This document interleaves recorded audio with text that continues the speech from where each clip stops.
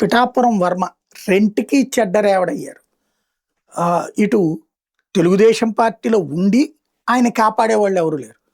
జనసేన వాళ్ళతో అక్కడ తిట్లు తింటా ఉన్నారు. ప్రస్తుతం ఆయన పరిస్థితి ఆయనకి మొన్న ఈ గవర్నర్ కోట ఎమ్మెల్సీల్లో ఇస్తారని భావించాడట. రాలేదు. ఆయన నాకేంటి నా పరిస్థితి అంటే మొన్న ఎమ్మెల్సీ సీట్లలో కూడా రాలేదు గదా! ఆహ్, నా పరిస్థితి ఏంటి అని అడగడానికి చంద్రబాబు గారిని కలవడానికొచ్చారా? లేకపోతే బాబు గారే పిలిచి ఇంకా నీకు ఇవ్వలేకపోతున్నాం భవిష్యత్తులో ఇస్తానని చెప్పారు గానీ, తాజాగా ఆహ్, తను వచ్చి కలిసి వెళ్ళడం అన్నటువంటిది కీలకం. చంద్రబాబు గారి మాటే శిరోధార్యం అంటూ ట్వీట్ అయితే చేసుకొచ్చారు.